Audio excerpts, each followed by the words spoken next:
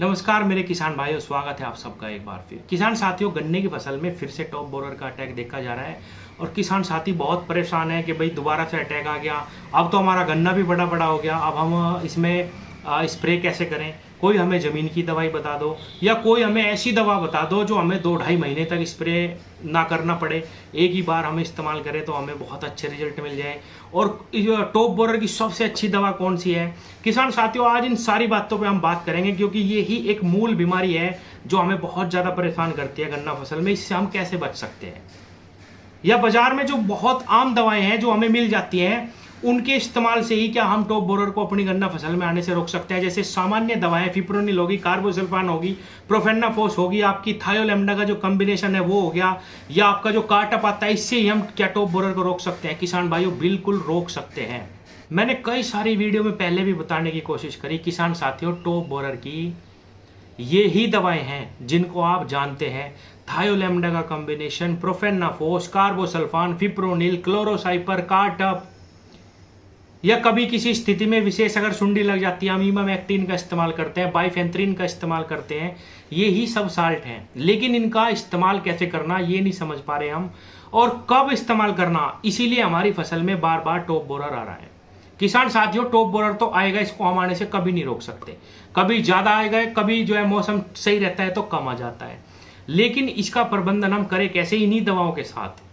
किसान साथियों, जो किसान ये कह रहे हैं कि भाई हमारा गन्ना बड़ा बड़ा हो गया, अब हम स्प्रे कैसे करें, क्योंकि स्प्रे से ही हमें बेहतर रिजल्ट मिलेंगे।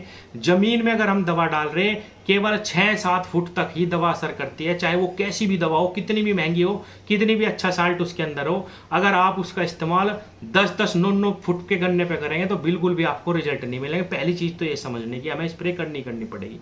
इसीलिए मैंने शुरू में ही कहा था, जब सीजन चल रहा था, कई वीडियो में, कि 8 फुट पे 1 फुट छोड़ लो, लास्ट तक आप अपने गन्ने में स्प्रे कर पाओगे। वो नहीं छोड़ा, अब 8 भी छोड़ो, अगर आप 12 खूड़ पे भी किसान भाइयों 1 खूड़ छोड़ लेंगे तो 6 इधर से कवर हो जाते हैं, 6 इधर से कवर हो जाते हैं। आप पूरी साल भर अपने गन्ना में स्प्रे लगा सकते हैं। तो स्प्रे तो हमें लगानी पड़ेगी, अब 6-7 स्प्रे भी लगानी पड़ेगी किसान भाइयों, अगर इस बीमारी से अपने गन्ने को बचाना है। अब क्या है कि ये जो 6-7 स्प्रे हैं, ये 6-7 स्प्रे हमें 25 से 30 दिन के अंतराल पे, चाहे कुछ हमारे खेत में रोग हो चाहे ना हो, इन्हीं दवाओं का अगर आप इस्तेमाल करते रहेंगे तो आपकी फसल बिल्कुल बची रहेगी। कोई स्पेशल दवाई नहीं है, कोई ऐसी भी दवा नहीं है। अगर कोई भी दावा करता हो कि भाई मैं 2.5 महीने तक इस दवा का आप स्प्रे करो, आपको 2.5 महीने के या 2 महीने के रिजल्ट मिल जाएगा, ऐसी कोई दवा बाजार में नहीं है।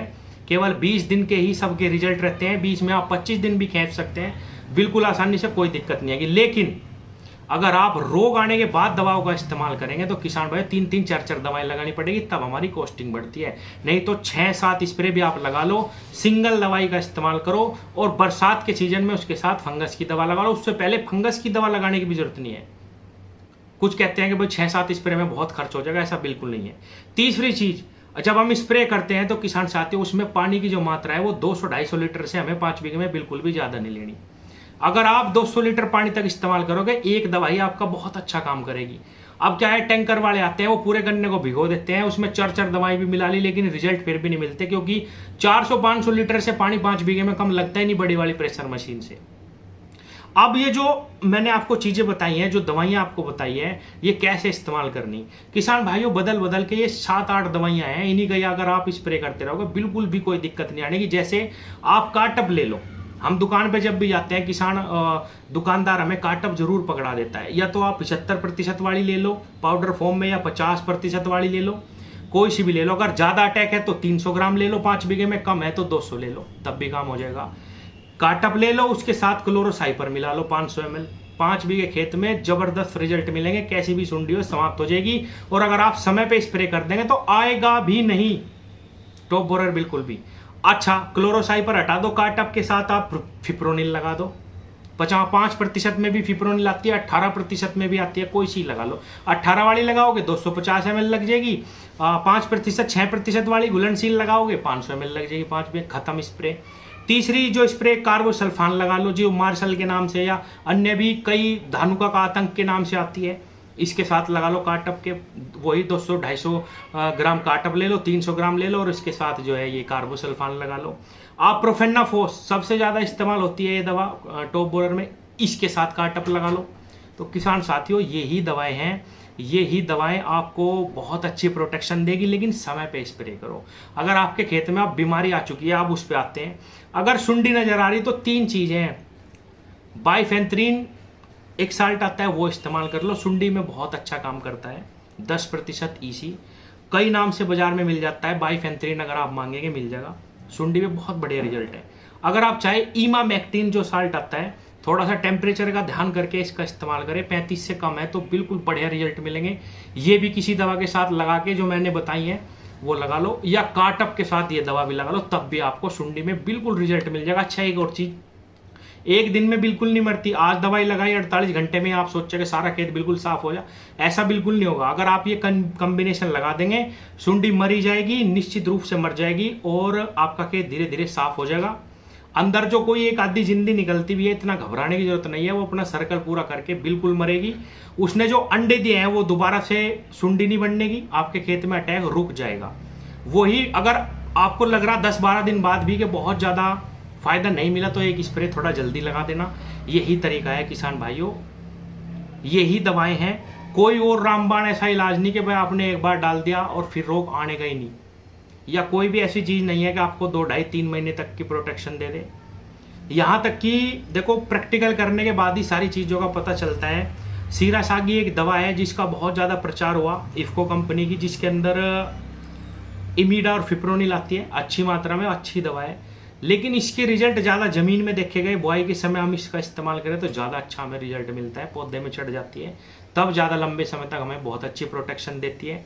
लेकिन स्प्रे में इसके बहुत अच्छे रिजल्ट नहीं है, इसके रिजल्ट भी केवल 15 से 20 दिन के ही हैं अगर आप इसका इस्तेमाल करते हैं। बहुत सारी बीमारियों को, लगभग 99% बीमारियों को ये कॉम्बिनेशन कवर करता है। अगर आप चाहें तो कार्टप के साथ अलग अलग इन दवाओं का भी इस्तेमाल कर सकते हैं। जैसे कार्टप के साथ आप इमिडाक्लोप्रिड का इस्तेमाल कर सकते हैं, 18% में भी आती है, 5% में भी आती है। तो किसान साथियों यही कॉम्बिनेशन है, यही दवाएं हैं और कुछ नहीं है, इनको ही आपको इस्तेमाल करना। बस ध्यान ये है कि आप 20-30 दिन के अंतराल पे करते रहें। और अब तो लास्ट आ चुका है, मेरे ख्याल से केवल 1 या 2 स्प्रे ही और लग सकती हैं, इसके बाद तो बिल्कुल नहीं लगेगी। और जो मैंने बताया, अगर आप 28 इंच पे गन्ना लगा रहे तो अगली साल से 12 कूड़ पे 1 कूड़ तो छोड़ना ही पड़ेगा किसान भाइयों, अगर आपको बड़े बड़े गन्ने में स्प्रे लगानी है। और स्प्रे लगाए बिना आप बच नहीं सकते। इतने बड़े गन्ने पे जमीनी दवा का असर बिल्कुल नहीं होता है, बहुत ही कम रिजल्ट उसके मिलते हैं। कुछ लोग बहुत ज़्यादा वर्टी को डाल रहे हैं या मात्रा बढ़ा के डाल रहे हैं या चर साल्ट मिला के ज़मीन में डाल रहे हैं कि भाई हम अब स्प्रे नहीं करवा सकते, नीचे डाल देते हैं, उसका हमें फ़ायदा मिलेगा, बिल्कुल नहीं मिलने का किसान भाइयों। और हमें अपनी मिट्टी ही ख़राब करनी, जितनी ज़्यादा हम दवा मिट्टी में डाल लेंगे उतनी मिट्टी भी ख़राब होती है। तो स्प्रे पे ही थोड़ा सा ध्यान दें, एक दवा का इस्तेमाल करें, समय पे इस्तेमाल करें, टॉप बोरर में बचाव का केवल और केवल यही एक नियम है। धन्यवाद।